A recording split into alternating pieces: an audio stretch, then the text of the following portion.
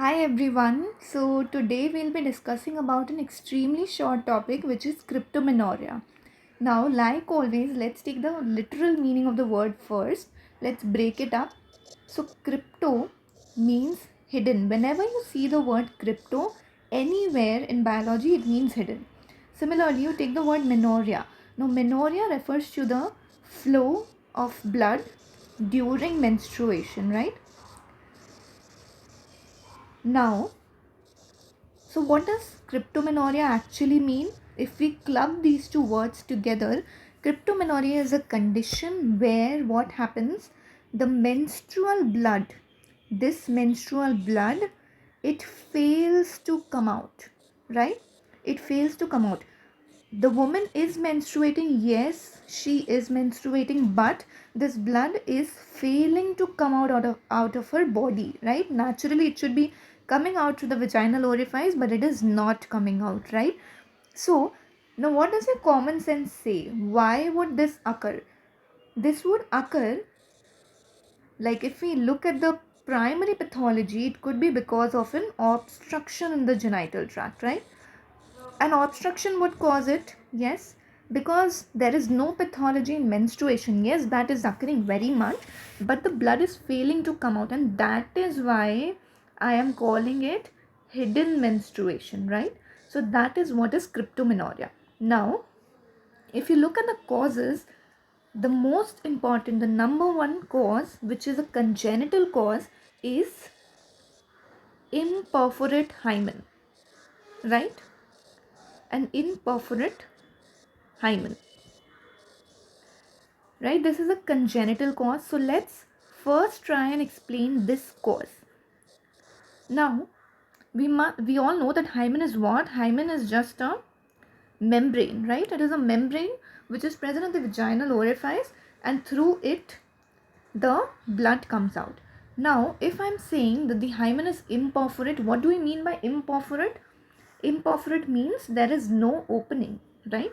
So if we look at the transverse section, and if you see the hymen is present throughout, it has no opening. So if there is no opening, do you understand that the blood will not be able to come out of it, right? So the blood will go on accumulating in this area, right? So this is the vagina, the blood will accumulate over here.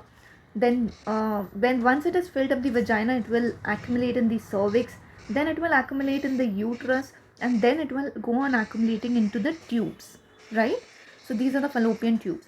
So what do I call these terms? So what is the problem? This, due to accumulation in the vagina, will be known as hematocolpos, right? Why hematocolpos? Hemato means blood and colpons means vagina. Now, because of accumulation in the uterus, I can call it what? Hematometra, right? So you must be knowing that myometrium, endometrium, these are what? These are all layers of the uterus. So metra will refer to the uterus, right? Then it can accumulate in the tubes as well. Then I'll call it what? I'll call it hematosalpinx. The word salpinx refers to tubes. Okay. So these are what will occur. So what will this woman come to you with? What will she complain of? She will be complaining of, like, most probably she'll be coming to you with her mother, and her mother would be saying that my girl has achieved 16 years of age. She is 16 years old, okay, and she has not yet started menstruating, right? So this is one complaint she could tell you, and this is the primary complaint she'll come to you with, right? She'll be worried about that. So this is number one thing. 16 years she has not started menstruating, or she could be 14 years as well and she has not started menstruating. But I will take this definition of 16 years when her other secondary sexual characteristics are present, right? Other secondary sexual characteristics are present, then I'll take the 16 years definition. If it is absent, then I'll take the 14 years definition. So what am I defining over here? Can you name the term? Yes, very much correct. I am defining primary amenorrhea, right? So this girl has never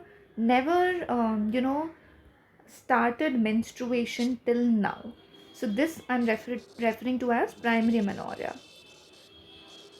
Okay, so this is the primary complaint she'll be coming to you with, that is primary amenorrhea.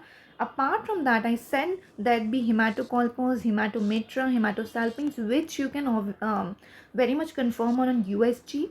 And third thing, I said that this woman is menstruating, right? But the blood is unable to come out because of an obstruction. So since she is menstruating, so she will complain of a cyclical pain, right? Cyclical pain, which means monthly pain. Whenever she is menstruating, she is having a pain. Other thing which you need to understand is that if this blood goes on accumulating in the uterus, then it can very much present with a lump, right? And now with your common sense, can you tell me that where will this lump be? If you look at this diagram, the uterus is a pelvic organ. Where is it present? It's present, if a lump occurs in the uterus, it will present in the region of the hypogastrium.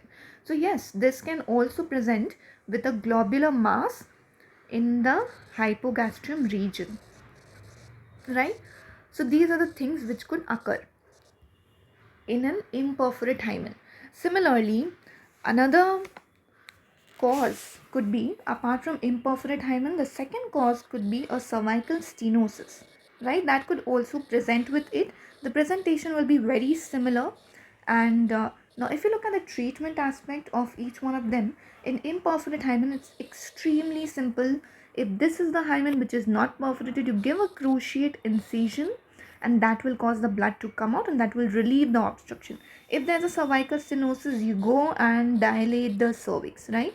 So that is the treatment. These are the two main causes. Rather, I'd say that imperforate hymen is the most common cause, and this is a congenital cause, right? But this one would be an acquired cause. So once again, if we try to recapitulate, what is cryptomenorrhea? It is a condition where the menstrual blood is failing to come out of the genital tract because of an obstruction in the passage, right? So that is what is cryptomenorrhea. The most common cause becomes imperforate hymen. What will the woman come to you with? She'll come to you with primary amenorrhea, right? That is what she'll complain of.